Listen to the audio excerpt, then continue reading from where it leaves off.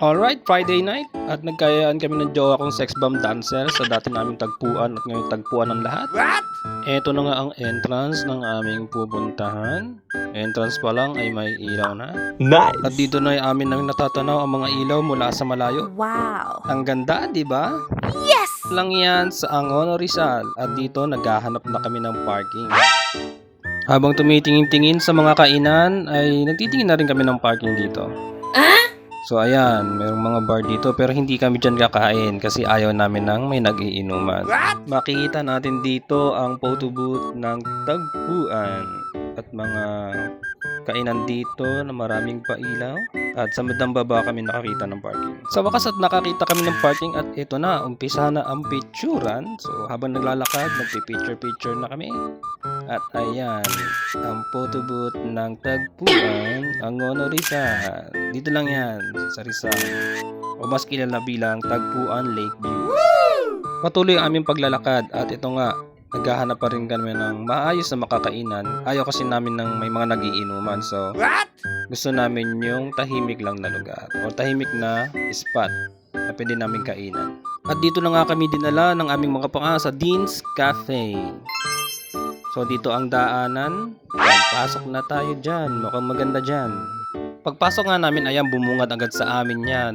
Yung sahig nila na gawa sa glass. Makikita mo yung ilalim. And then, magandang view. So, overlooking siya. So, yung iba medyo naiilang tumapa kasi kala nila mababasag. Pero yan, goods na goods yan. Hindi yan basta-basta mababasag. Pakita ko sa inyo yung views dito. Ayan, no.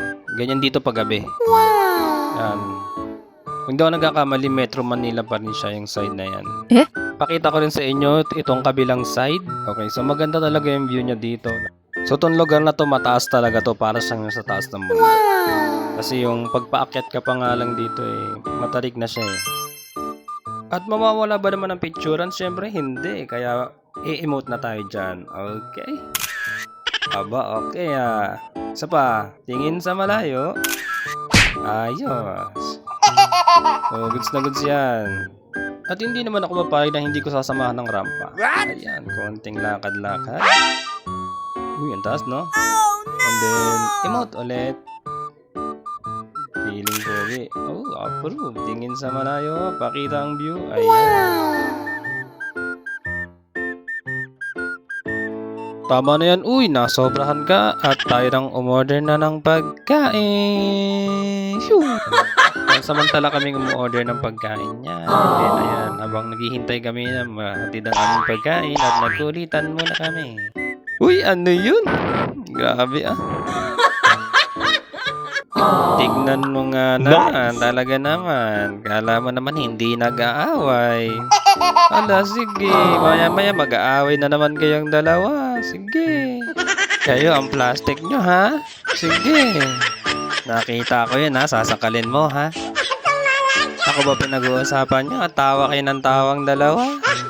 Mukhang luto na yung pagkain. Ayan na si ate. Hinatid na. So, isang putahe lang in-order namin dito. Yung spare ribs na barbecue. So, good for 3 na siya. Bali, dalawa lang naman kami kakain. Kaya, ito lang in-order namin. And then, kain na. Hindi ko na binidyohan yung buong oras ng pagkain namin. At ubos na nga. Simot na simot. Tama na yan, te. Uy, 600 po. Grabe naman yung kinain nyo. At ayan, ay pauwi na kami rito. So, lakad-lakad. Habang pauwi kami, ay hindi pa rin napigilan mag-picture-picture. Siyempre, dito pa rin sa photo booth ng tagpuan. Busog na nga at pasayaw-sayaw na. Ayan, sige. Hala, welcome to Cebu. Aba ate, tumbi-tabi ka at masagasaan ka dyan. Baka mamaya mabidyohan ka, mag-viral ka pa. Ang saya naman ang date namin. Minsan lang kami makagala Pakita ko rin yung ibang mga kainan dito. Ayan. Hindi namin pinuntahan kasi may mga nagiinuman. Ayaw namin. So, bye na, tagpuan. Bye-bye. Bye-bye! Kaya guys, visit din kayo dito. So, kung gusto nyo ng rides, ayain nyo lang kami. Yes! Sama ko rin yung maangas kong jowang sex bomb dancer. So, thank you so much guys sa panonood. So, ito nga pala ang Tagpuan Lakeview. So, kita-kita na lang ulit. Sana mapapad kami ulit dito sometime. Thank you so much.